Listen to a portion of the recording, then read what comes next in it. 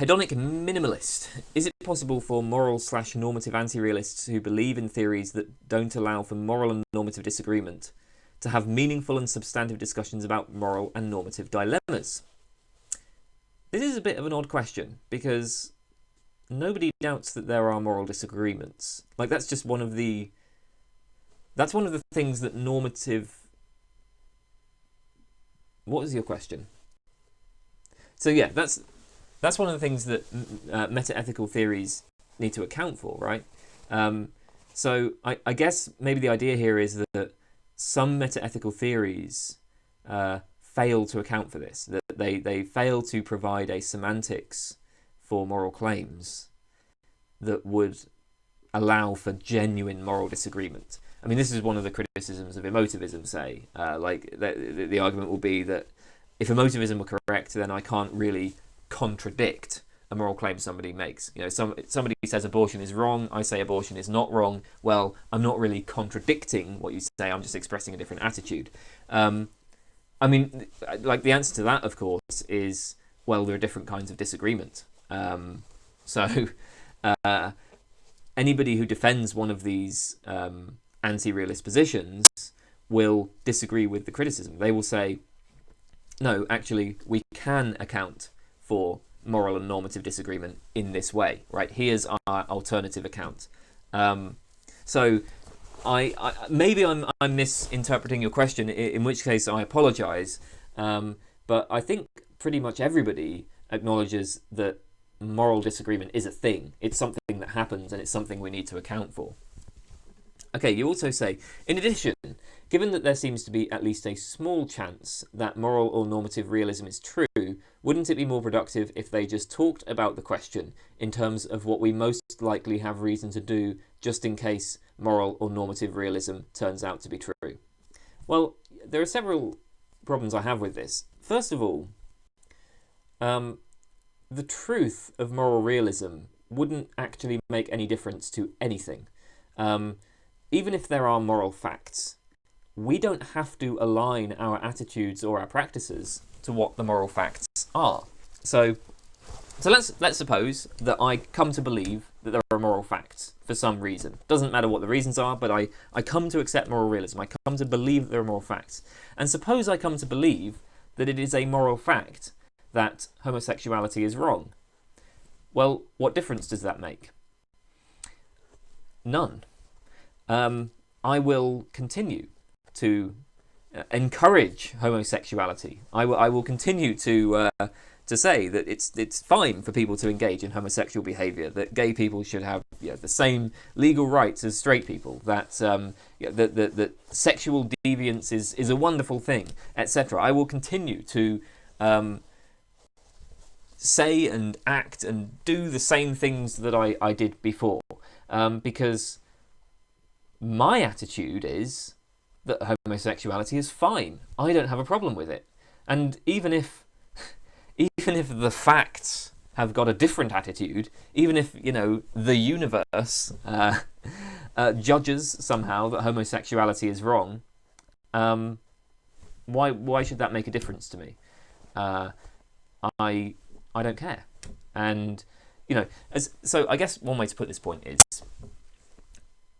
moral realism would render morality practically irrelevant.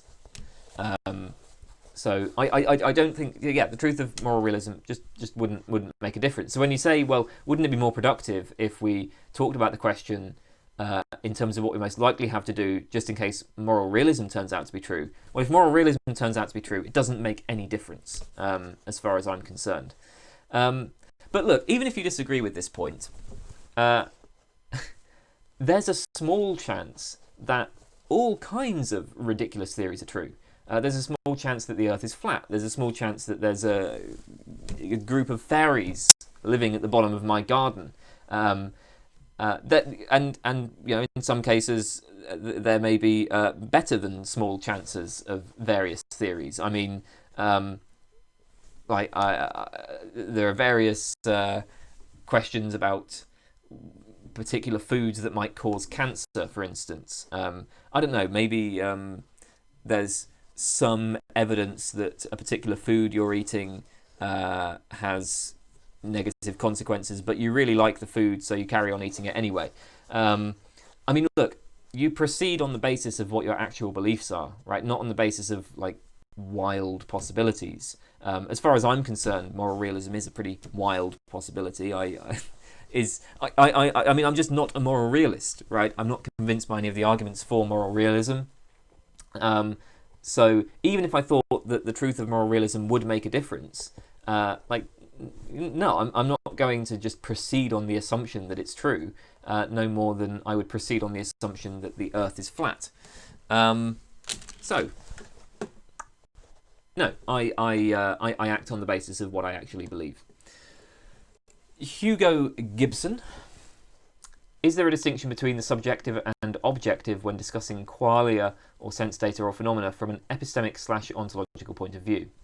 I'm not sure I understand your question. In the context of discussions of the mind, the distinction between subjective and objective is I mean, it's a distinction about location, right? So when we say that something is subjective, that means it occurs in the mind. It's located in minds. And objective would mean it occurs externally to the mind. And then qualia, sense data, obviously they're subjective. They occur within minds. Inti Santamaria, I think, is how that's pronounced. What epistemological mechanism is behind COVID-denialism? Is there anything about science that such denialists can take as real or objective? You say epistemological mechanism, but this seems more like a question for psychologists. I'm a little bit uncomfortable speculating about why it is that people are attracted to COVID denialism, and in any case, it's going to be different for different people, and it's going to be dependent on the particular brand of denialism in question, right? I mean, there's a difference between downplaying the death rates on the one hand, and thinking that there isn't even a virus, but it's caused by 5G or whatever on the other hand, right? I mean, the different kinds of denialism here are going to have different motivations. But I think that there are, very generally speaking, a few things that might motivate this. Again, I preface this by saying I'm not a psychologist. I'm uncomfortable speculating on this, but here's my best shot at it. So part of it, I think, arises from what is actually a very reasonable skepticism of authority. A lot of people are skeptical of what authority figures claim, and that's their right to be. Government will lie about everything. Government frequently engages in conspiracies that are malicious, right? Governments will frequently do malicious things to the population. So you are quite right. People are quite right not to trust what government says. We also see, with respect to coronavirus in particular, we see governments exploiting that to nefarious ends. I mean, I'm concerned about the impact on liberty, on privacy, and so on. When government power expands in response to a crisis, it's very rarely rolled back afterwards. At least not fully. It's rolled back a bit, but not fully. So there's a lot of people, I think, who are skeptical of authority, right? And they just apply it too broadly. Because they're not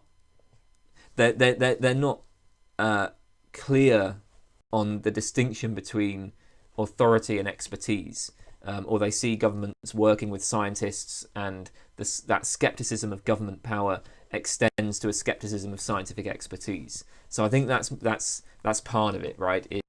Is we're taking a reasonable skepticism of authority and just applying it too broadly. Another aspect of this is going to, I think, based on a misunderstanding of how science works. So early in the pandemic, there were a whole load of predictions made which turned out to be mistaken, and perhaps too pessimistic. So, models were produced and were talked about in the press which predicted death rates that were far higher than what we actually saw. That, of course, is unsurprising. That's just the nature of trying to build these models under conditions of significant uncertainty, right? Scientists were working with limited information, and so, you know, any of these models are going to have all sorts of different parameters, and what seem like relatively small differences across many parameters, right, can ramify to significant differences in the predictions of the model. And so it's not surprising that these models were talked about that were wrong.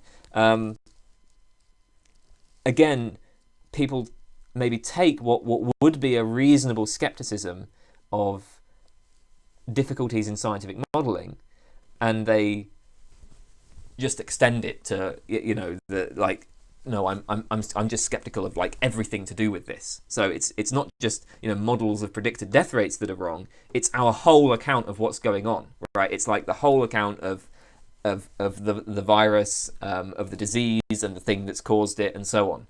It's just a failure to apply the skepticism in the proper context.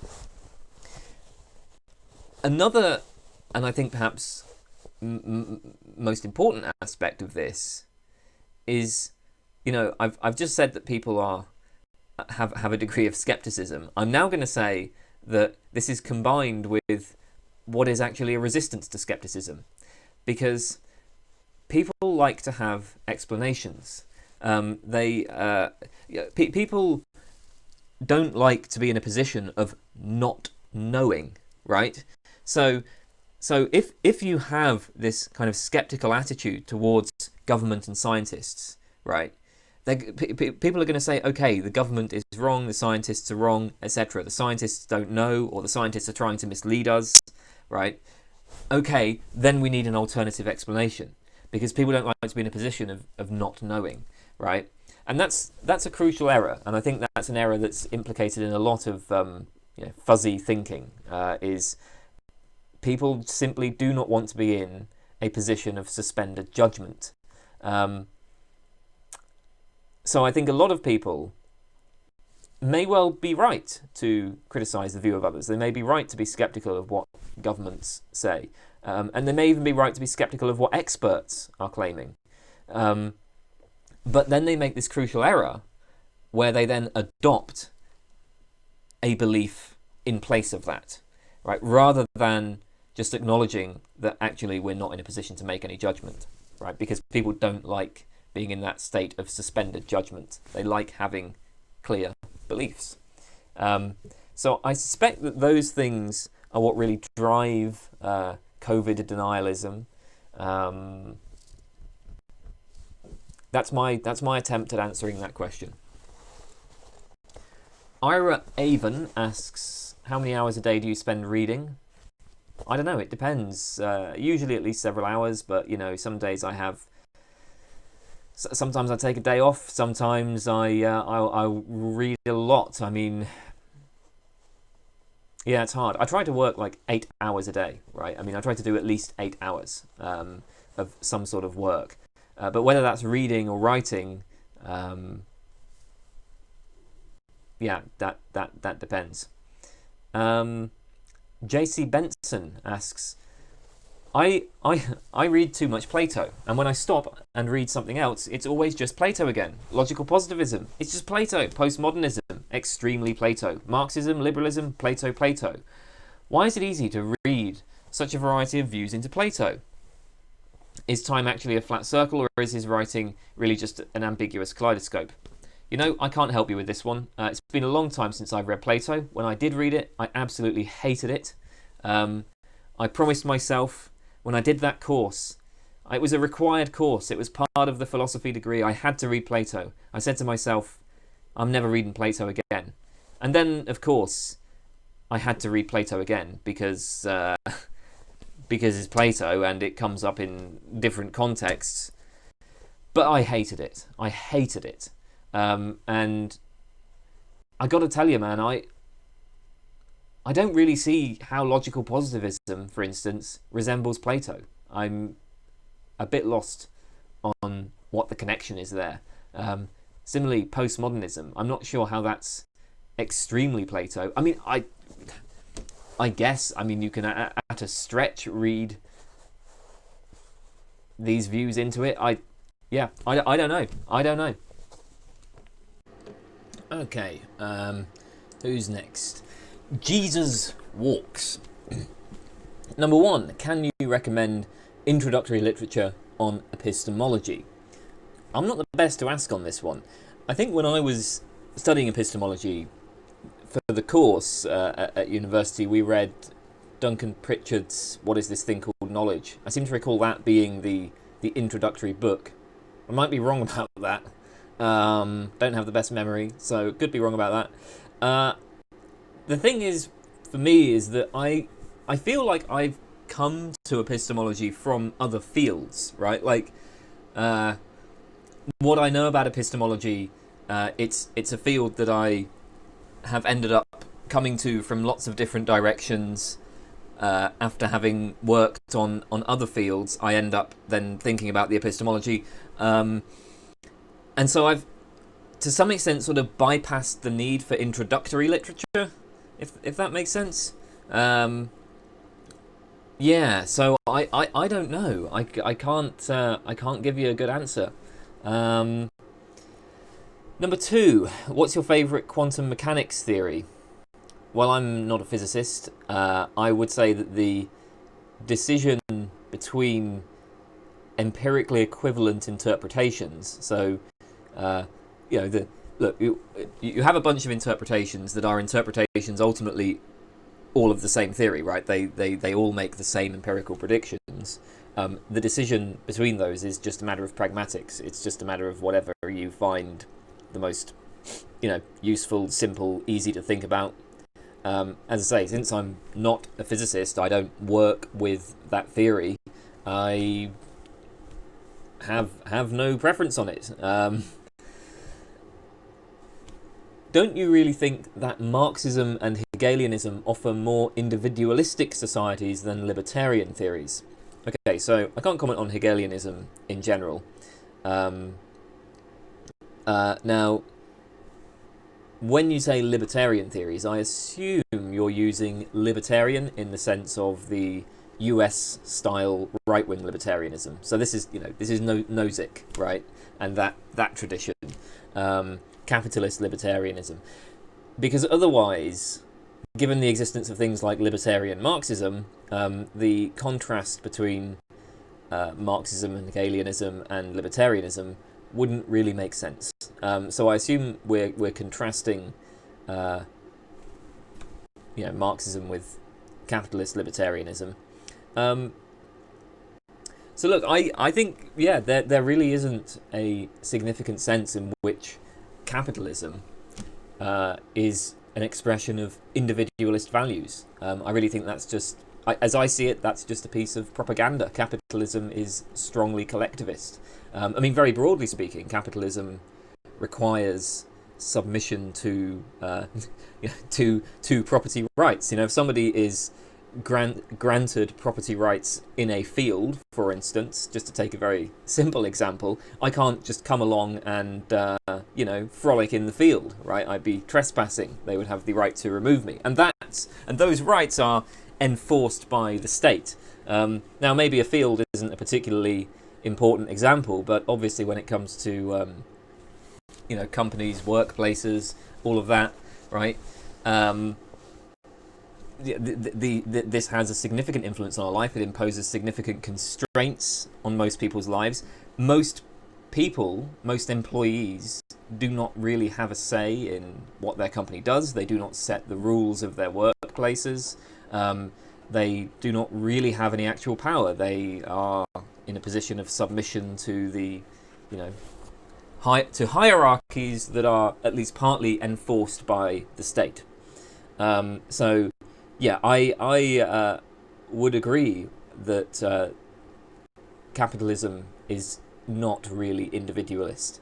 Though having said that, I don't have a particular attraction to Marxism specifically. I prefer the market anti-capitalists, individualist anarchists like C4SS.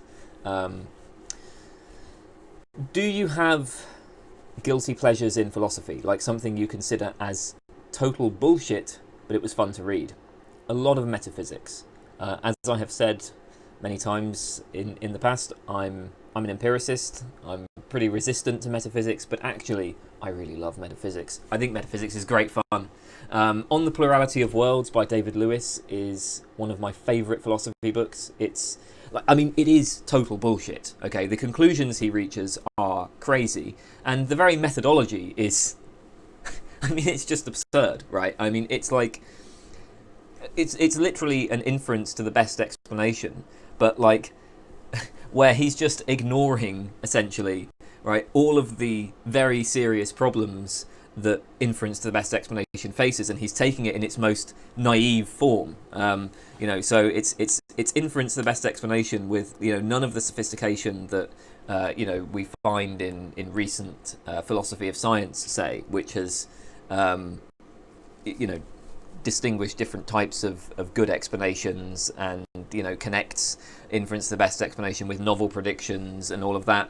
The very methodology of On the Plurality of Worlds is deeply misguided. The conclusions are crazy, but I find it really fun. I actually just enjoy reading it. And metaphysics in general, I would say, is a bit of a guilty pleasure for an empiricist. A really guilty pleasure is the ontological argument for God. I love that argument.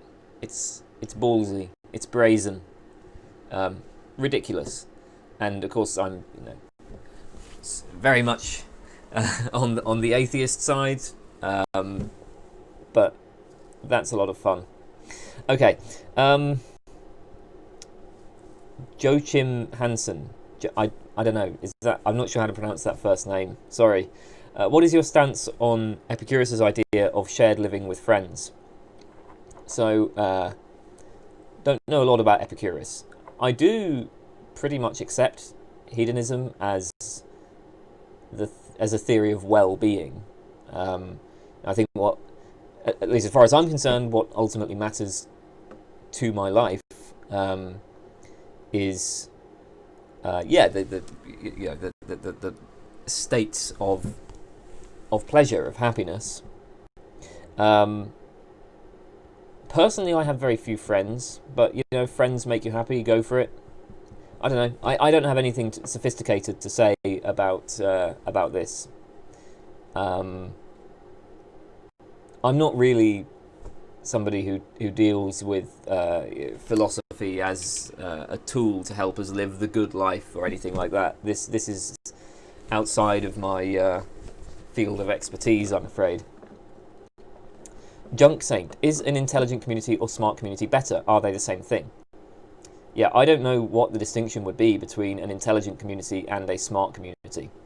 Is language communication more so a human instinct? Well, the real question here, I suppose, is what makes something an instinct? I certainly don't think that there is really a coherent concept of innateness, right? So the distinction between innate and acquired characteristics, that is a distinction that can be used to refer to many different things. Some of those things don't really make sense, and I don't really think there's a single... there isn't like a single property, there isn't a single thing that makes something innate. So when we talk about something being an instinct, being innate, we have to be very, very careful there. Obviously, every trait is a product of the interaction between genes and environment. Furthermore, genes, the sort of genome, right? It's not something that operates like, it's not like a blueprint in the way that, say, somebody might have a blueprint for a building. Like an architect might have a blueprint for a building, and then they construct the building in line with that blueprint, and then various changes happen to the building over time just as a result of various environmental influences. Doesn't really work like that with genes. There isn't such a thing as like a gene for blue eyes, say. It's the stuff going on is just there's all of this big messy complex interactions, and so the difficulty here is specifying what exactly it means to call something an instinct. And I don't know, right? But that's the question that you'd have to work out. Of course, language is something that is developed without explicit instruction, right? Maybe you mean it's instinctual in that sense, that you just, children are born into the world. You don't actually have to sit them down and explicitly teach them language. If they just interact with others, then they will, a normal child at least, will develop language. Also, language is basically universal, again, unless there's something defective about the human, unless there's some pathology, all humans will develop language. So maybe that is what you have in mind by calling it an instinct. So yeah, the problem here is going to be specifying what it means to call something an instinct. How can I reach the fifth dimension? Are our minds conscious in it? I don't know. I don't even know. Yeah, fifth dimension. I mean, what? Kainai Shade says, asks me about Foucault, Rorty, and pragmatism. So, with respect to Foucault, I don't know Foucault well enough to comment. You do say, do I have any interest in Foucault or reading Foucault? And, well, I mean, maybe I'll come around to Foucault at some point. But at the moment, I really can't say anything about that. As for Rorty, do you have any opinions on Richard Rorty as a relativist yourself? Anything in particular you like or dislike? Well, I'm no expert on Rorty. You point out that I am a relativist. Well, yes, I am, but my relativism is... Look, I mean, I'm very much a creature of analytic philosophy, right? And insofar as I'm a relativist, it's drawn from analytic... Like, the materials for my relativism are drawn from traditional analytic philosophy. I really see it as being more in the tradition of someone like Nelson Goodman, for example, than Richard Rorty.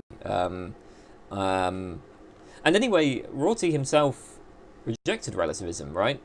Or at least he claimed not to be a relativist. At least as far as I remember, he saw his pragmatism as kind of undermining a lot of those traditional distinctions.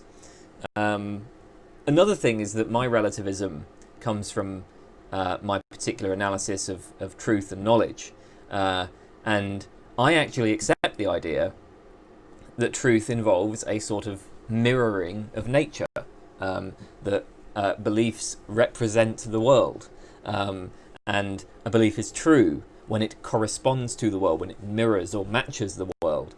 But for me, right, the reason why I'm a relativist is because of my account of what's involved in mirroring or matching, right? Like I see that as a constructive process. It's not just something that happens objectively. There aren't objective relations there. We have to construct those relations. So, whereas with Rorty, I mean, he would have rejected this, right? He would have rejected this way of thinking about beliefs. Certainly would have rejected that way of thinking about truth and knowledge. So, I don't really know Rorty well enough to be confident in making any general claim, in making any sort of specific criticisms or comments. But I think, just as a general point, because you specifically bring up relativism, I would say I don't think Rorty conceived of himself as a relativist. At least not in the sense that at least not in the sense that I am. I mean, maybe Rorty was wrong about that, but he wouldn't have conceived himself that way. And certainly, even if Rorty was a relativist, he was, I think, building on very different foundations. I maybe shouldn't have used that metaphor when talking about Rorty, but he was, he was building on very different foundations to me. And also you ask about pragmatism. Well, you specifically say American pragmatism, but okay, here's my main problem with pragmatism. a lot of my work, and I would say that this isn't just part of a lot of my work, it's a really key part of my general epistemology, is I see an inference that a lot of people make, and I'm trying to resist this inference. And this is the success to truth inference. And so you see this in scientific realists, for example. They will say, well, the reason for believing our best theories is ultimately the success of those theories, right? So success gives us good reason to believe in truth. And of course, I'm stating the argument in very simple terms there. You can make that argument more or less sophisticated, but many people, I think, in many disciplines, not just in philosophy of science and scientific realism, this is a very common inference. It's, I think, one of the bases of inference to the best explanation in general is this inference from success to truth. And I want to resist that. I think a lot of my work is about resisting that inference, is to say that, like, no, success really just isn't an indicator of truth, right? You can that those two things just totally come apart. Now, the trouble I have with pragmatists is it seems like they try to adopt a way of thinking about truth and knowledge on which there's not really even an inference going on here. Like once you have the success, that's it. That's all there is to be said, right? I mean, maybe once you have the success, right, that just is what it is to be true. Or maybe once you have the success, you don't need to talk about truth, right? Like the questions of truth just become irrelevant.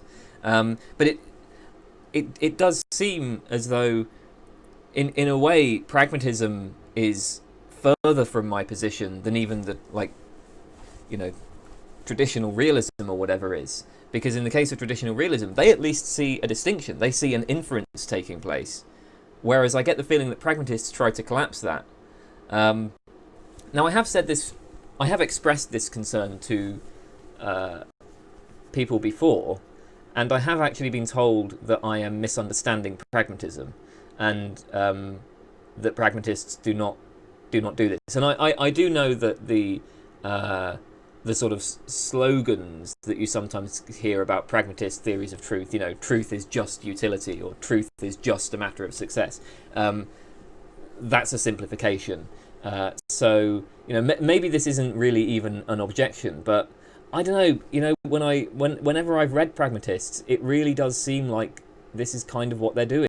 That they, and when I speak to people who identify themselves as pragmatist philosophers, it really feels like, in practice, this is what they're doing. They are taking that inference, that connection between success and truth, and kind of collapsing it, or at least just viewing it as irrelevant. Like, what matters is success. Whereas to me, no, I think truth really does matter a lot, and I think it really does matter a lot that the success to truth inference fails.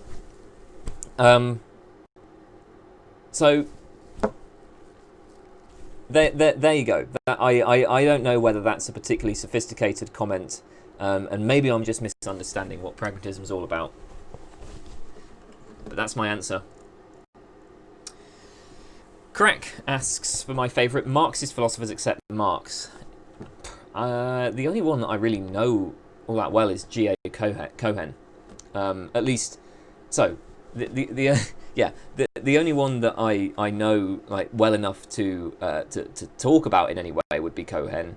I'm not really sure how he is viewed by traditional Marxists, though. I mean, obviously, analytical Marxism was explicitly designed as a way of cutting out the bullshit, I think is what he explicitly said. Like, it's Marxism without the bullshit. And I suppose, and in later work, actually, I guess he drifted away from that even more.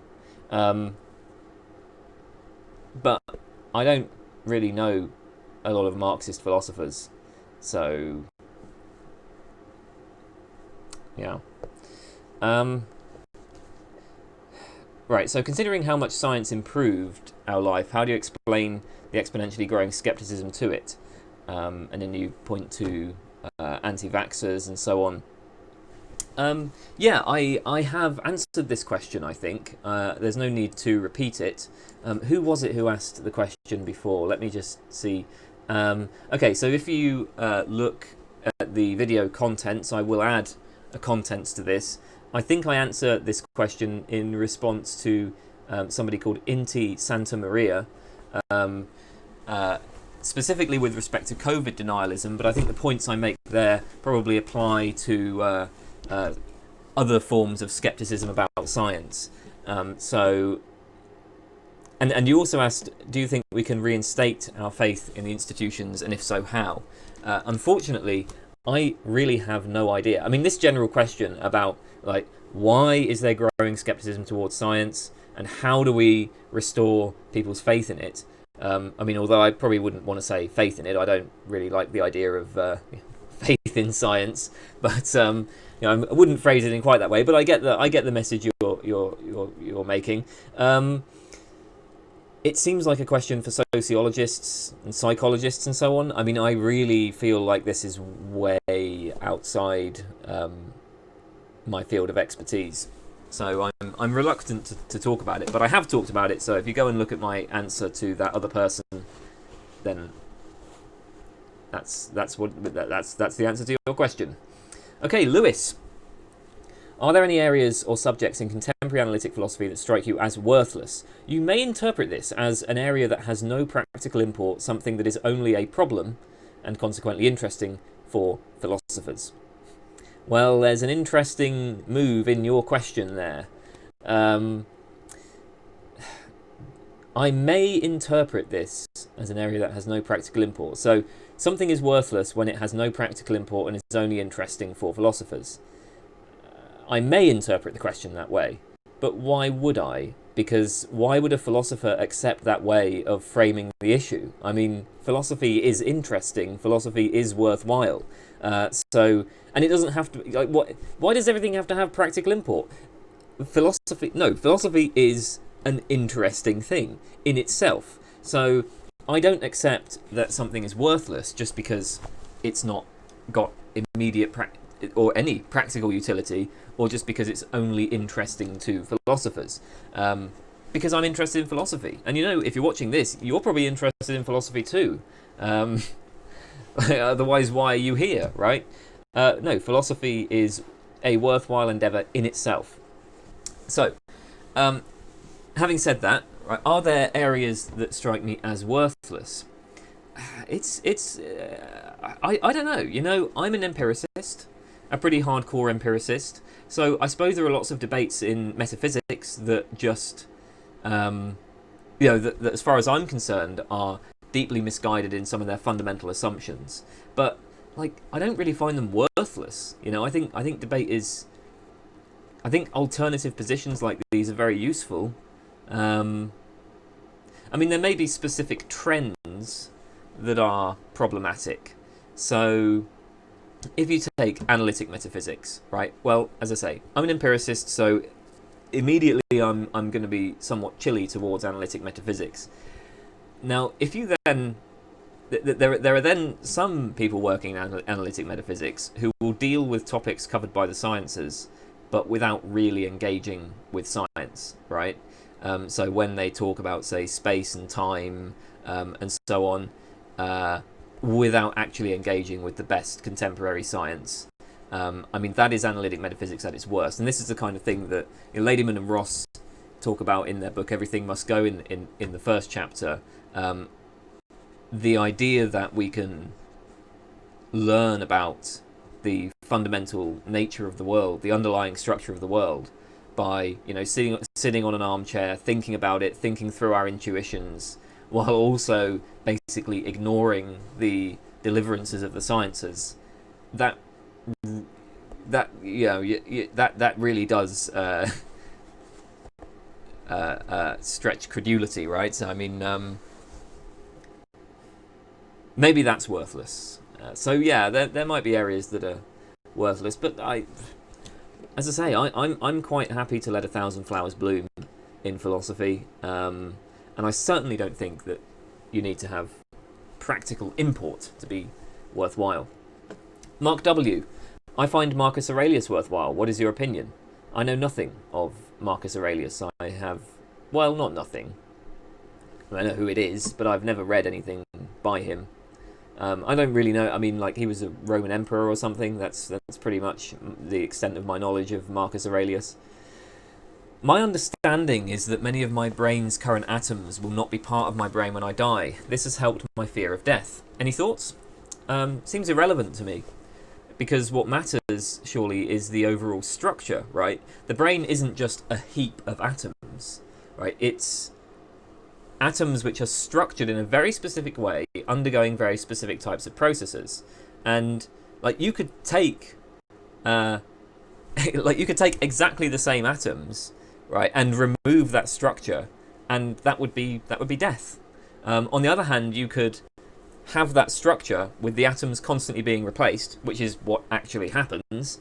And no, the mind will survive, because ultimately the mind is instantiated by the structure, not by the specific atoms. So this doesn't help alleviate my fear of death in any way at all. But if it helps you, then, well, that's wonderful. Good to hear it. Doesn't help me. MsLondondude. How does the fallibilist respond to seemings as infallible beliefs? For example, Farkas argues that even if the objects of perceptions turn out to be unreal, something still remains, namely the fact that it seems to us that we perceive them. Perceiving, or having a sensory perception, or what we may call having a perceptual experience, in this new strict sense, is something I can have even if I am deceived. This seems kind of straightforward to me. So, first of all, we need to distinguish between experiences and propositions about experiences. This is a key distinction. So, of course, you can't be mistaken about your experiences, but it doesn't make any sense to say that you can be right about your experiences either, right? Your experiences just are what they are. They're just things. You just have the experiences you have. It's then another thing to make a proposition about the experience. So when I say, for instance, let's take this. It seems to me that I am perceiving a red dot, right? Let's say I look at a red square. I might be skeptical that there is a red square in front of me, but the idea is, well, the proposition that I seem to be perceiving a red square, that is beyond any doubt whatsoever. Because it's just a proposition about my immediate experience. So I grant the immediate experience can't be wrong, but the immediate experience can't be right either, right? It just doesn't make sense to apply truth value to an immediate experience any more than it makes sense to apply it to, like, a mountain or something. The proposition about the immediate experience, I seem to be seeing a red square. No, I think that could be wrong. I would not endorse infallibilism as an account of those propositions. So, for a few reasons. Number one, there's two things going on here, right? You've got the experience of the red square, and then you've got the formulation of a proposition about that experience. Those are two different things, right? They involve different parts of the mind. So why shouldn't you go wrong there? I mean, why shouldn't there? Like, can we rule out? Are we saying it's logically impossible, right, that there should be some, brilliantly powerful evil demon, right, that produces an experience in somebody, but then makes that person go wrong when they formulate a proposition about how that experience seems? I mean, I can't see why we would say that that's a completely impossible situation.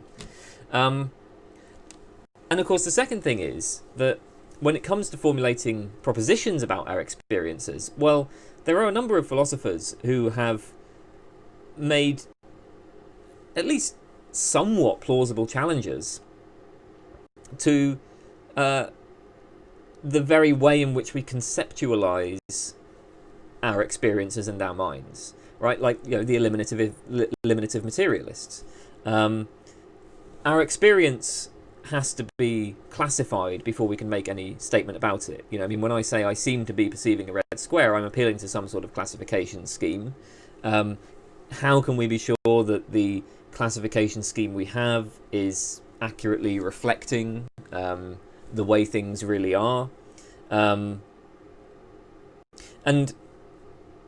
on top of that, it looks to me at least like a lot of my present experience is very much open to doubt. In fact, I think a lot of my present experience is kind of hidden to me in a way. So, you know, if I pick up a pen, right, I can tell you a lot about the pen. What can I tell you about my experience of the pen? Not so much. What am I currently experiencing? Well, am I experiencing just what is in my direct attention, or am I experiencing also the background? For example, if I'm sitting here talking at the camera and I'm not thinking about my breathing, am I having conscious experience of the breathing? Is that always in conscious experience, or does it come in and out of conscious experience as my attention changes? I don't know. I don't know how to begin answering that. So yeah, I mean, in many ways, I feel a lot of doubt about what my experiences are, and of course there are the obvious cases, right? When I look directly at a red cup and I say, I seem to be experiencing a patch of red. But in the same way, I mean, it's like, look, there are different ways of generating skepticism here, and there are different degrees of skepticism. I think we can imagine outlandish scenarios where that really might be wrong, where I might be wrong about even that. So I don't really see this as being a successful challenge to fallibilism, to a global fallibilism. And I mean, even if it was, I don't think you could really derive much of else from it, right? It's like, okay, maybe there is this small class of propositions about how things seem to us that we know infallibly, but it doesn't tell us anything about anything else. So yeah, I guess that's how I would respond to that. Neo-Epicurean. If a space shuttle is heading back to Earth after an accident and is cut off from ground control but on course to re-enter and land safely, however, there is only enough oxygen for one person to breathe for 8 hours, and they are 8 hours away with 2 people on board. If there was no contingency agreement beforehand and both have an equal claim to the oxygen, what are they meant to do if neither agrees to be the one that sacrifices themselves? Well, if I were on that shuttle, I would try to kill the other person. That's the only thing you can do if you're not willing to sacrifice yourself. Either you die, or the other person dies, or you both die. So, if you're ruling out the scenarios where you die, if you're saying, nope, scenarios where I die are unacceptable, then you've got to kill the other person. And that's fine. I wouldn't blame anyone for killing the other person. You say as well, if there were no contingency agreement beforehand, even if there was an agreement beforehand, I would still try to kill the other person. Even if beforehand I was like, oh yeah, like if we're in that situation, I'll let myself die. You're a fool for believing me, because if it's between me and you, you're the one who's going to die. I will see to that. Opus Urn.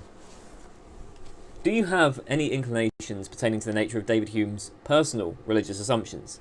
It's known that Hume actively combated religious arguments, claiming knowledge about the nature of a given creator, and claiming knowledge about the nature of a given creator and those associated with theological truths. However, do you believe that Hume at any point in his life assumed the belief in a creator? I don't really do interpretation in this sense. I plunder texts to take from them whatever interesting arguments I can find. I do not care what philosophers really believe. or even what they were trying to say when they were writing. I will take your text and tear it apart and take from it what I can use for my own purposes. So I don't put a lot of thought into, what did David Hume really believe? I love Hume. I absolutely love Hume because, he's been an enormous influence on me. He came up with ingenious arguments. But honestly, I am not particularly concerned about his own, what his own convictions were. Having said that, it does seem pretty clear to me that Hume was just straightforwardly atheist about at least the traditional conception of God. The omnipotent, omniscient, omnibenevolent creator of the universe. I think he was an atheist about that. Certainly he rejected the belief in an afterlife, right? So, he's certainly an atheist with respect to the Christian God. As for creators more generally, like the idea that there's maybe some powerful designer of the universe or something like that, I'm not really sure. I think that you can interpret him one way or the other. Does it matter? Again, to me, it's just, what are the interesting arguments? What arguments can we find in this person? I suppose I would have to sit down with Hume and... also, you say, do you believe Hume at any point in his life assumed belief in the creator? I wouldn't be surprised if when Hume was younger he did, before he started thinking about it, just because of the time in which he was born. So he probably did at some point, yeah. Papez87 asks, what do you think about the robot reply to John Searle's Chinese room argument? It seems obvious that if a system does not have a sensory motor capacity for engaging with the world, then it lacks one of the necessary bases for having a mind. Without sensations and perceptions, I see no basis for developing memory, imagination, thought, etc. While a certain robot at least has a chance of being a minded system, a disembodied computing machine lacking perceptions could not even be a candidate for that. What do you think about this line of thought? I don't see any reason to accept that. At least you say it seems obvious to you that a system that doesn't have a sensory motor capacity would lack a necessary basis for having a mind. That does not seem obvious to me. What more can I say about that? I don't share your intuition on that one. My feeling is if you've got the right kind of system, a brain-like system undergoing the right kind of processes, it really doesn't matter how it's hooked up to the world or what happened in its past or anything like that. Once you've got those, you've got some sort of brainish system and there's the right kind of processes engaging in it, why shouldn't it have a mind something like ours? But again, I honestly have no idea what to think about the Chinese room argument these days. Partly because it really just does seem to come down to a clash of intuitions. Searle has described this hypothetical situation and he says, well, clearly this doesn't have a mind. Right? But what if I just don't share that intuition? What if I look at that situation and say, oh no, actually I think it does have a mind, right? I think my intuition is that the Chinese room, right, just as a whole, right, just does have a mind. And honestly, I personally don't really have an intuition one way or the other. It doesn't seem to me completely outlandish to suppose that the Chinese room as a whole might actually have a mind. Searle thinks that's completely absurd, but I don't think it's absurd. But I don't have an argument for that. That's just an intuition. And a lot of these debates seem to come down to this clash of intuitions. I don't know how to decide that. In any case, why think that our intuitions are truth tracking in this respect? That's one problem, right? Is that these debates end up resting on clashes of intuitions. I don't know how to decide them. I don't know how to determine which intuitions are truth tracking and which aren't. Another part of it is that it seems like it may well just be indeterminate whether a particular system has certain mental properties. So okay, does the Chinese room really understand the text, right? That's the question. Well, different question. Take a normal person, right? When does a normal human being really understand a text? And when do I really understand a particular text or language? I'm increasingly inclined to think that there isn't really a fact of the matter here. Yeah, that it depends. I don't know.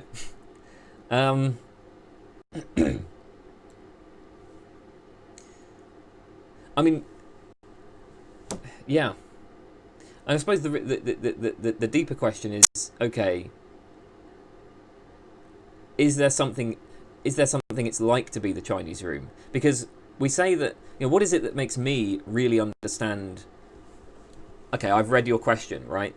So I have an understanding of the semantics of the question, and it looks like that somehow rests on the fact that not only can I act in the right way with respect to it, like I can put it in different terms. For example, I can maybe translate it, or well, not exactly translate it, but like I say, I could rephrase it in my own words. I can respond to it. I can act the right way with respect to it.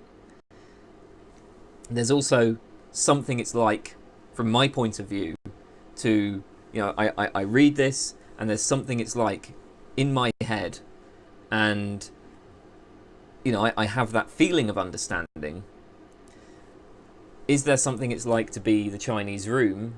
Is there something, from the inside, as it were? Well, I don't know. I don't know how widely distributed phenomenal properties are. Yeah, man, this is not a good answer. This is kind of rambling, but this is how I feel about the Chinese room stuff. I really have... I feel completely lost at sea. I feel like I've completely lost all my bearings with that argument. I can't do anything with it. And this is one reason why I've drifted away from philosophy of mind these days. Pratham Sanghavi says, what do you think of global warming and the current pandemic as an anti-realist? So, I mean, these are somewhat tangential to the realism, anti-realism debate. Okay, realism, anti-realism is a debate about the philosophical interpretation of scientific knowledge, right? What is it to accept a given scientific theory? What are the conditions of success in science? It's a debate that doesn't really have practical consequences for science policy. So anti-realists are just as likely as realists to say that our best theories get it right about what we observe. I mean, the way that I frame my anti-realism is I say, okay, as I see it, the point of science is to systematize, predict, and control observable phenomena.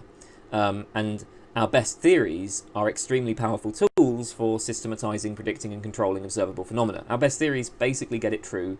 They get things right about what we observe. So, when it comes to, say, global warming, right, well, our best theory will tell us something about what we can expect temperatures to do and what we can expect the consequences of temperature rise to be. And I think we should act on that basis, right? We should accept that theory as getting it right about the observable things. And of course, with respect to practical public policy, the observable is what matters. And, I mean, most people who are global warming deniers are realists, right? I mean, just because realism is the standard view. Most people who are in one way or another climate change deniers will say, science aims at producing true theories, and we should believe that our best scientific theories are true. It's just climate change is a really bad theory, right? Like that's their argument. Their argument is that there are kind of these methodological problems or whatever, or problems with the evidence or with the data, so that we actually just shouldn't accept climate change. In my view, climate change is extraordinarily well confirmed. It's about as robustly confirmed as it's possible for that kind of theory to be. I mean, yes, you're not dealing with, with something like the predictions of the orbits of the planets, but for a system like the Earth, for this kind of theory, this is about as well confirmed as you're going to get. There are specific models that may be more or less reliable, but the general message, right, that the Earth is warming, it's driven by humans and it's going to have a bunch of negative impacts, I think that's largely beyond question. There's enormous evidence converging from a number of different disciplines, and realism, anti-realism is tangential to this, right? Like, you can take the climate models and you can have either a realist or anti-realist interpretation of them. Like, you can say, no, these are predictively powerful models. An anti-realist will treat them as tools for systematizing, predicting, and controlling the observable. A realist will treat them as offering true descriptions of the world, the underlying structure of the systems. But either way, we should use these models as the basis for public policy. So, yeah, I think that the debate about anti-realism is somewhat tangential to the question of whether global warming is happening. And same points for the current pandemic. Prenuptials asks, what are your thoughts on the simulation argument? So, I mean, not a lot really. I don't know. Simulation seems to me to be just another metaphysical hypothesis, and as such, it's kind of hard for me to care about it, right? Like, it doesn't make any difference to me whether or not this is true. It wouldn't like, if I were to discover that all of this is a simulation, then it just wouldn't change anything, right? I would just say, oh, so it turns out that the underlying metaphysical nature of the things around me is not what I thought it was. But I'm agnostic about metaphysics anyway. So actually, like, there isn't. I don't endorse a position here at all, right? So it wouldn't really even be a surprise. It would just be like, okay, so we've discovered something about the underlying metaphysics, the underlying nature of the world. I'm not sure how we could come to discover that, but again, if I did come to discover it, it wouldn't really change anything for me. I don't think it matters to me. In terms of the argument itself, I've not read much about it. I don't see any reason at all to expect that the kind of computing power that would be required to simulate a whole universe is going to be within our grasp, and that's, as I understand it, what the argument requires. Because the idea is that we, in the future, will run simulations of essentially whole universes, including other civilizations, right? And if we can start doing that, then we could run like 100 of those simulations. And then the people in those simulations could maybe run simulations themselves. So, there's it's much more likely that you're going to be part of a simulation than not. That's the basic idea, right? I don't see any particular reason to think that kind of computing power is available to us. So we'd have to be proposing. Well, I mean, man, I don't know. I don't have any thoughts on this one. I'm going to stop talking about this because I'm probably going to end up saying something totally unsophisticated. My thoughts on the simulation argument are: I don't care if we're in a simulation. I don't really know anything about this argument because I read it I've hardly read anything on it, and I think I should just say that and move on to another question. So I'm sorry that I haven't got anything more sophisticated to say. about that. Right. Rayhan SD. What do you think of loneliness? As in, I feel loneliness. I'm sure despair and feel as a weirdo and lonely. What do you think, and what is your cure for it? I can't help you with that one. I am not the person to ask about that. So I'm afraid I'm just going to have to move on. I am sorry to hear that you are not happy, but, you know, this is not what I do, so I can't help you. Richard Sear. I read a decent amount of philosophy in my spare time, but it's mostly things like philosophy of mind, metaphysics, etc.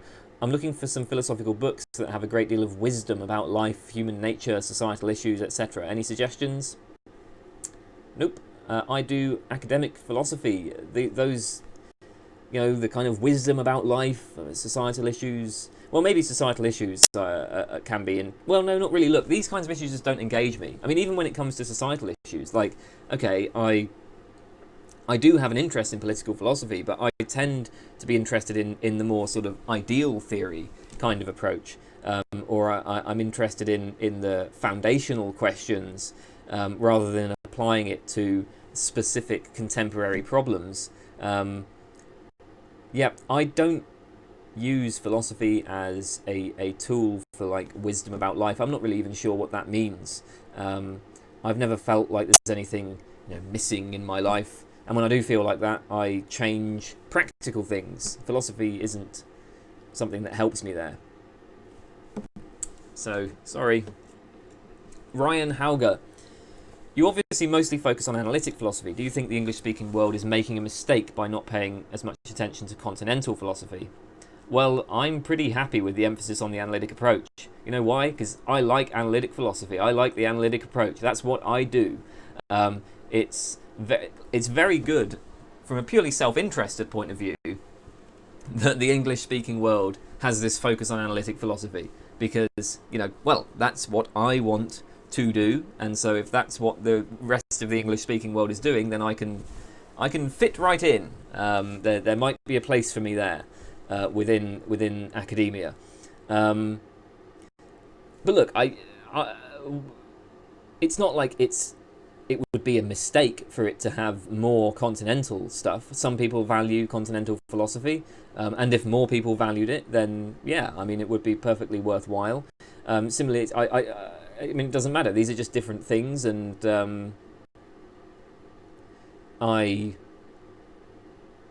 yeah, there's no mistake. I mean, what would be the mistake here? Like, it might be better or worse, I suppose, for particular individuals who might want to get a career in these fields.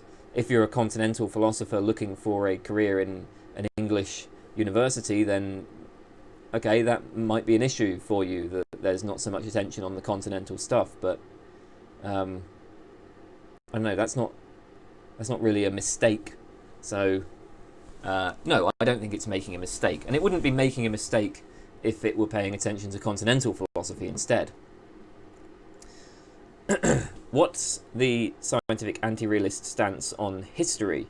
Is it also a construction? It does depend on the anti-realist. Van Frassen says that science aims for theories that are true of the observable phenomena. That means all the observable phenomena, past, present, and future. So, in a way, he's not an anti-realist about history. That does strike me as a very weird way of thinking about observability, though, because, you know, obviously we can't actually observe. There's loads of past events that we can no longer observe, and you know, as I see it, yes, science aims for truth about the observable, but actually, no, you know, that does not include things that happen. Yeah, that doesn't include just history, right? Like, I'm struggling with how to phrase this, because what I was about to say is that doesn't include observable things in history. But like, say, okay, let's take a specific thing. You know, the number of blades of grass on a lawn, say. I don't think there's any sensible way of making coherent the idea that the blades of grass, the number of blades of grass on my lawn 10 years ago is observable to me. I mean, or at least like we can make it maybe logically coherent. You can imagine getting in a time machine and counting the blades of grass from 10 years ago, right? Okay, maybe I can make sense of it in that way. But in the same way, I can imagine getting into a machine that makes me really, really small, and then I, see atoms and stuff. Is history a construction? Well, I wouldn't necessarily say that history is a construction, but certainly the models and theories are constructed, and we need not suppose, or at least to accept those models and theories, need not involve taking them to be true in general. I also talk about history in response to an earlier question. So, where is this? Who asked me this earlier question?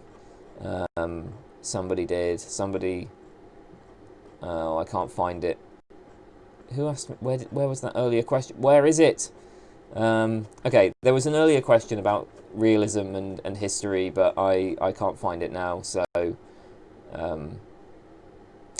it was by Balrog. So if you look at the contents, then look at the answer to Balrog as well on anti-realism and history. Okay, Salih Golmez. How does it feel to do philosophy on YouTube? One of my professors said there is a difference between sophistry and philosophy when I suggested to him to start a channel on YouTube. We were discussing the downsides of academia. I don't understand what your professor was getting at. Was he saying that philosophy on YouTube is sophistical, is sophistry? I mean, is that what he was in? I don't get the point there. One of my professors said there is a difference between sophistry and philosophy. There's a difference between sophistry and philosophy. When I suggested him to start a channel on YouTube in the context of discussing the downsides of academia. Yeah, so it sounds like he's implying that the stuff on YouTube is just sophistry. But why? Anyway, how does it feel to do philosophy on YouTube? Oh, it feels great. I really enjoy it. You ask for my personal experience of philosophy on YouTube, but I don't really know. I don't know how to answer that. I mean, I'm just not sure what kind of information you're looking for. Like, I have an idea that I am interested in. I do some reading about it. I make some notes. The notes become a script. I then make slides. That's pretty boring. Like, once you've got the script done, it feels like the interesting work is done, okay? But then there's this process of doing the slides, recording the video, editing it. That's a bit boring, right? So that part isn't fun. And then you put it online and people make comments. I mean, that's pretty much it. I don't know what more information to give you. But I think that doing philosophy on YouTube, doing it for the public, getting people involved in philosophy is a wonderful thing. So I encourage more people to do it should they be inclined. Scientifia, you've spoken in the past about your death anxiety. I have the idea of ceasing to exist forever terrifies you. I have the opposite problem. I worry if there's any chance of my consciousness continuing to exist indefinitely. If you had to choose between a bad afterlife, such as hell, or non-existence, which would you pick and why? A bad afterlife, because I'd still be around. I'd still have something. I'd have myself. I can't give you any more reasons than that. I simply do not want to stop existing. I really like existing. Why are you so confident that there is eternal oblivion after death? Well, do I need to be confident about that? I mean, look, certainly eternal oblivion is one option, right? I mean, that might happen. I think it's enough to say that there could be eternal oblivion after death, for all we know. That's a perfectly plausible outcome of death, is eternal oblivion. that's, for someone like me, going to be enough for death to be a rather terrifying prospect. Eternal oblivion is as bad as anything I can think of. So for that to even be within the realm of possibility is unacceptable.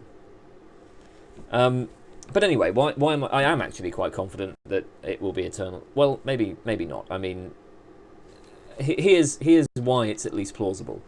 Look, my mind is clearly connected to my body. It seems quite obvious, actually, that my conscious experiences are a matter of what it's like to be this body. Yeah, I mean that's what's going on, right? So there's something it's like to be this body from the inside, and that's my mind. There's something it's like to be this body, or maybe just this brain or whatever, from a first-person perspective. That's what I am. That's what my conscious experience is. And of course, you know, there are arguments against that kind of perspective. I don't find any of them convincing. As I say, it seems pretty clear to me that, yeah, there is a first-person perspective, first-person experience of this brain or this body. That's what my consciousness is. That's what my mind is, and that's going to be gone when the body goes, obviously. I mean, I can imagine ways out. So maybe in the far future, if the universe is infinite, or it goes on for an infinite time or whatever, then something very much like this body, or maybe even something identical to this body, will be recreated. The problem is that I'm inclined to say that would be a copy. That wouldn't be me, right? Like my stream of conscious experience is going to end when I die. A copy of me is not me. But like maybe I'm wrong about how personal identity works or whatever, and in that case there won't be eternal oblivion. But yeah, I mean, eternal oblivion is at least within the realm of plausibility. I think actually it is just going to be eternal oblivion. That's what's going to happen. Come on, it's obvious. And that's terrifying. G-Man 1, are you an atheist? Why? Well, I'm definitely an atheist about the God of the philosophers, the omnipotent, omniscient, omnibenevolent creator, just because I think it doesn't make any sense. There are just too many outright incoherencies in the very concept of that God. I mean, I actually have a very short video called "A Short Argument for Atheism," where I explain one of these incoherencies. So you know, you might want to go and check that out. If you're simply forwarding some sort of, you know, metaphysical hypothesis of like design or something, then I guess I'm agnostic, right? Like if you're saying, well, some very great power created the universe, whatever. I don't know. I don't know where that came from. So I wouldn't be an atheist in that sense, but definitely atheist about the God of the philosophers. And I also think that, you know, those metaphysical hypotheses are completely ridiculous, but I am committed to a kind of agnostic position on those. Spambot6969, what are you wearing? You'll have to subscribe to my OnlyFans for that kind of content. Stanley Evans, which philosophical theory / position are you most confident is false? Which philosophical theory position are you most confident is true? Well, most confident is false. There are so many philosophical views that are just ridiculous. And actually, part of what makes this kind of hard to answer is that it's not really clear what, you know, like where we draw the lines, okay, between philosophy and other disciplines. If you're drawing the lines broadly, if you're defining philosophy fairly broadly, then there's going to be a lot of ridiculous positions. So I'm, you know, there are some views though where it's not so much that I'm confident that they're false, but I would say that they rule themselves out of the game, right? So philosophers are engaged in this activity of inquiry. There are certain views which are just incompatible with engaging in that activity. Again, this isn't so much to say that they're false, but it is to say that there is absolutely nothing you could do to get me to accept them. So, for instance, trivialism is the view that all propositions are true. There is no way of forwarding an argument against a trivialist, because they think all propositions are true. So anything you say, any argument you give against a trivialist is just part of the content of trivialism. If you give an argument to the effect that trivialism is false, the trivialist will say, yes, those premises and that conclusion are true. Right? They accept everything. This, of course, may sound like an absurd position. There have been people who have defended trivialism, though. Paul Douglas Cabet has defended trivialism. It seems pretty clear to me that the trivialist just isn't engaging in inquiry, right? And so, there's no question of even really giving a response to trivialism. It just is not acceptable. Any move in response to it is anything is preferable than accepting an argument for trivialism, including just dogmatic rejection, because you're just no longer going to be engaged in a process in inquiry once you accept trivialism. More controversially, I think certain forms of radical skepticism rule themselves out in the same way. A radical skeptic who says that we should suspend judgment about all beliefs, there's no way of engaging in inquiry with them. And I mean, we know before we even attempt to talk to them that any argument we attempt to give, right, anything we say, any premise that we put forward in an argument against them, they're going to reject. So there's just no way of actually getting any purchase, and we know that. We know there's going to be no way of getting any purchase on them. So skepticism, at least radical skepticism, would be an example of another view that, again, any move in response to an argument for radical skepticism is going to be preferable to accepting the argument. So these views aren't false, but I think they're good examples of views that I am most confident in rejecting, I guess. Okay, which philosophical theory position are you most confident is true? I don't know. I mean, I've always been a moral anti-realist. I've always thought moral realism was ridiculous. That's the philosophical position I've held for the longest time, and of all of the kind of major philosophical topics that I've thought about, that's the one that I've held for the longest time, and it's also the one where I've felt like the least amount of budging. I've just not been moved at all away from the anti-realist position. Oh, also God as well. I don't. I reject the arguments for God. So maybe atheism. Although, no, I don't know. I don't know. Stephen Travis. Are there any philosophical questions you think have been conclusively answered forever? What does it mean to conclusively answer a question? I mean, as far as I'm concerned, right? Yeah, there are a lot of philosophical questions that have been conclusively answered forever. For instance, there are no moral facts. The problem is that most philosophers refuse to accept the correct answers. But, what can I do about that? It's conclusive, right? It has been conclusively answered. It's just other philosophers don't accept it. So are there any philosophical questions that have been conclusively answered forever? Yes. Are there any philosophical questions that have achieved, let's say, convergence where that convergence will be maintained forever. Well, there are philosophical positions that philosophers have converged on. There's been a broad convergence on materialism, physicalism, for instance. But I don't know. I don't see that lasting forever. I mean, in fact, how the hell can I say whether or not something's going to last forever? I mean, that's I don't know what the future's going to hold. I mean, especially in philosophy.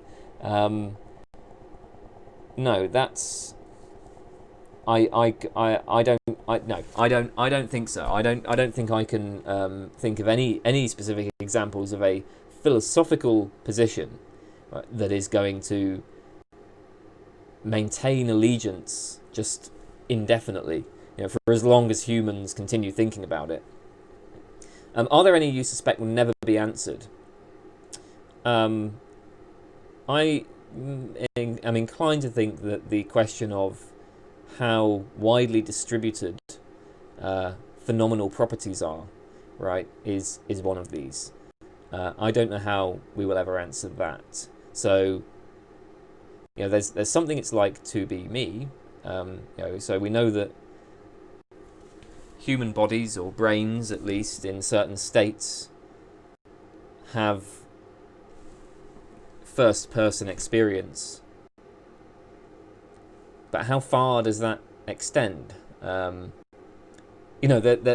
are radically different views available here.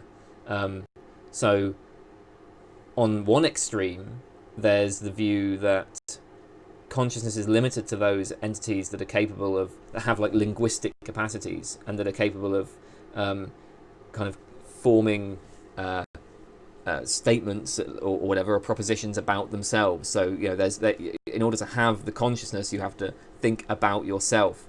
So this requires great sophistication, great cognitive sophistication, in order to have consciousness.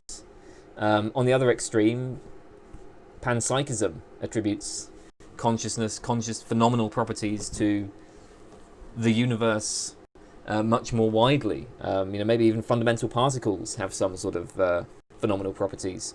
I have read that most panpsychists are actually more restrictive than I would think they should be, insofar as they will tend to say, well, okay, the fundamental particles have phenomenal properties, but like rocks and the Eiffel Tower and so on don't.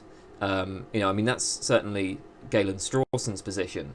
At least it was when, in the article that I read by him, he was quite clear that as far as he's concerned, a rock, for example, we can't say that a rock, that there's anything it's like to be a rock, that a rock has phenomenal properties. I actually would find the even more extreme position that no, even just a rock has phenomenal properties.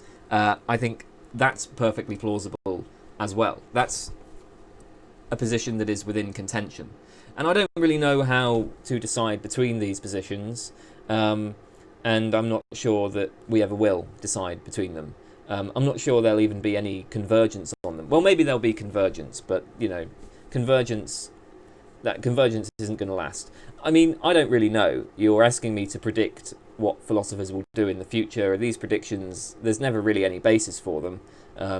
But those are my answers. Sutis, thoughts on veganism. I talked about veganism earlier, and I will put up a video content. I talk about veganism in response to somebody whose name begins with C. Let me see. It's Chitranch Srivastav. So if you go and look at that, you will get my thoughts on veganism. The real 8-ball. Why do you think the world has not even bothered to ask eminent philosophers what the deal is with the relationship between fundamental freedoms and public health /lockdown is? All this talk of rights and freedoms, and no one even thinks philosophers are who they should be discussing this with. Pretty dire result of the anti-philosophy zeitgeist we are living through. I think there's a really serious failure on the part of academic philosophers to take public engagement seriously.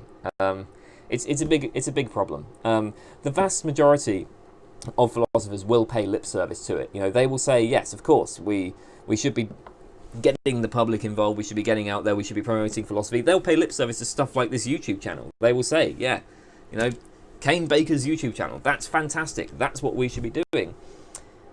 But at the end of the day, few of them seem to really be in favour of enacting fundamental changes in the structure of our institutions, which is what we need, right?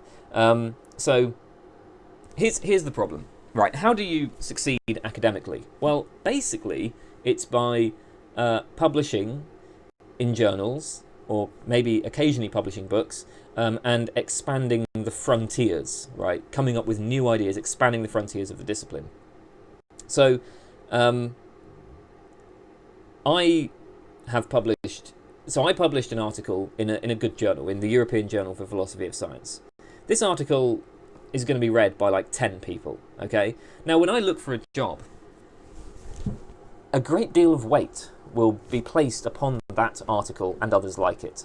If I look for a job and I've got like 3 articles written for fairly good journals, and each of these is read by 5 or 10 people, fantastic. Okay, that's what I need. On the other hand, this channel, the YouTube channel, which has reached tens of thousands of people, is worth basically nothing. It's not going to actually help me get a job, or it's very unlikely to. It's not something. This kind of public engagement work is just not something that is actually in practice valued by the academy. In terms of building my career, what matters is that I publish papers in journals that expand the frontier of the discipline. Stuff like this channel is irrelevant. It's stuff I do in my spare time. Now the problem is, academics, as much as we may want to engage in this kind of work, academics are very busy. You live in, as the slogan goes, publish or perish, right? So that's one thing. You've got to keep publishing. On top of that, they've got teaching work, and on top of that, they've got various kinds of administrative work. There's just not a lot of time for serious public engagement. I think that we need to change the incentive structure, and it'd be a relatively simple change. We need to, when it comes to when it comes to offering jobs, we need to place weight on stuff like this YouTube channel and other kinds of public engagement. What I've achieved with this YouTube channel, it should be worth more than it is. It certainly should be worth more than like a couple of articles that, again, will be read by 10 people. I think it's probably less than 10 so far. I published an article like a year ago, which was a good article in a good journal, and it's probably had maybe 7 people read it. It's ridiculous that is what is, that so much value is placed on that and so little value is placed on work that gets people involved. I think the mistake that we've made is that we have modelled philosophy on the sciences. Now in science, it makes a lot of sense to say, well, look, what matters is we want publication in scientific journals, and we want not just publications, but publications that expand the frontiers, okay? And that's the exclusive focus. It makes sense in the case of science, because that kind of work has direct practical applications. At least a lot of it does, right? So when you come up with some new scientific model, or you publish some new idea in a scientific journal, about how, say, cells work, well, that's going to have, at least potentially, direct practical applications for, in the case of, if it's a claim about how cells work, then, I don't know, maybe you can apply that model to develop new antibiotics or something, right? So, and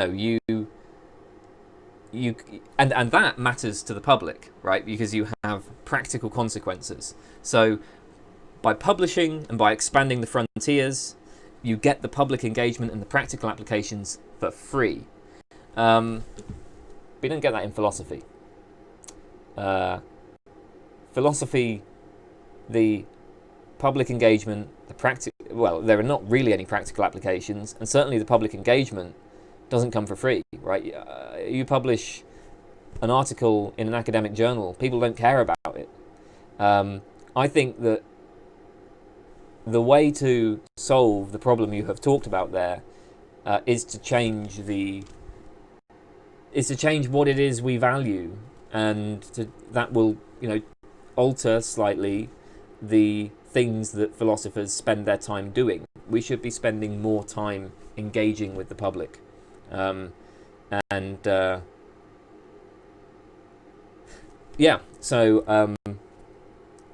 has the world not bothered to ask philosophers?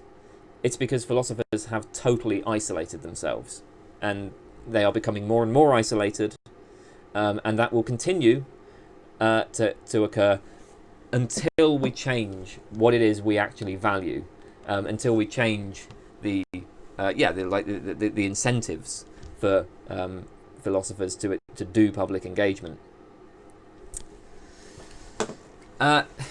Tashu asks, why do we value education over everything but are suspicious of educated people? Who's we? I don't really know anybody who values education above everything.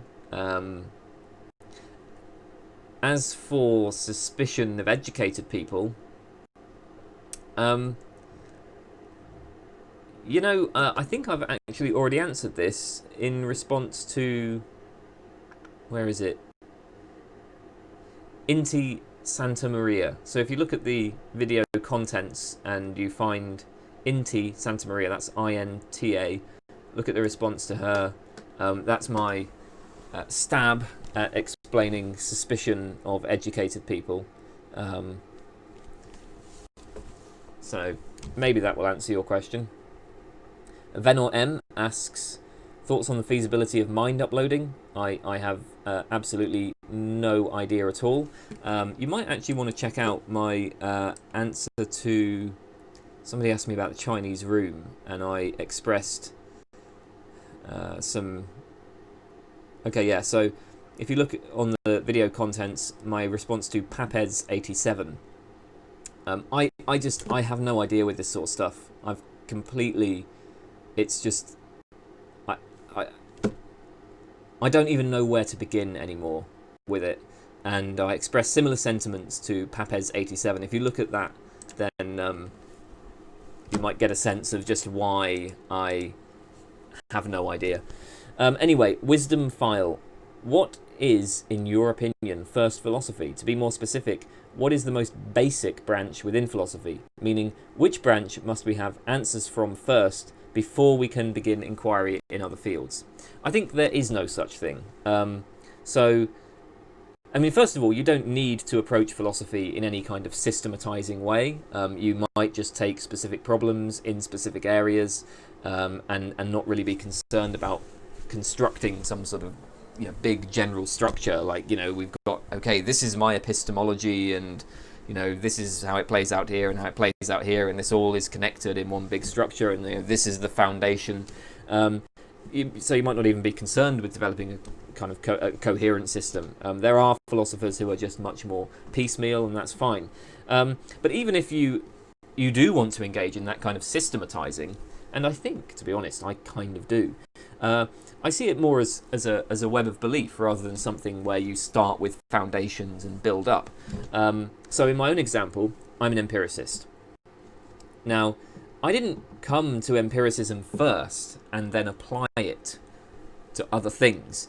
Maybe that's the order of conceptual priority, right? So, yes, given that I'm now an empiricist, right, I can now see how the empiricism informs my beliefs in other areas. But how I actually came to be an empiricist, well, I initially just thought about a wide range of topics. I'm learning philosophy. I thought about ethics and metaphysics and philosophy of science and so on. I thought about a wide range of topics. I realised that empiricist approaches were, for a variety of reasons, appealing in different contexts. I then, I reflected on a specific topic. So philosophy of science, say, I saw the appeal of this empiricist approach, and then I tried to expand it to other contexts where its application was perhaps less obvious. And then you know, encounter objections, and you respond to those objections, and you gradually form a coherent web of views. And there are still plenty of gaps in the web of views that I have.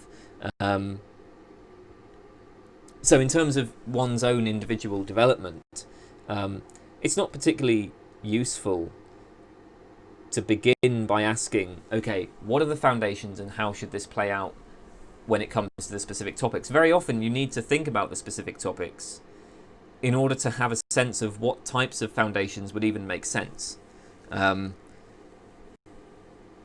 So certainly for one's personal development, no, it's not that we need to have answers to some specific branch before inquiry begins. You should just be doing philosophical inquiry into a wide range of things, and gradually a coherent web may form. Furthermore, if you look at the history of philosophy, well, look, this is how it works in philosophical history as well, right? Inquiry in general proceeds by tackling a whole bunch of different topics at the same time. And inquiry works, and that works fine, and we've achieved lots of progress that way. If we had limited ourselves to trying to establish secure foundations, we would be relatively impoverished, right? No, it's a lot better to just tackle a whole bunch of things and just do our best to work out a coherent web. So this picture where it's like, this is the thing we need to work out first before we move on, no, I reject that completely. Okay, that is everything. Thanks for the questions, everybody.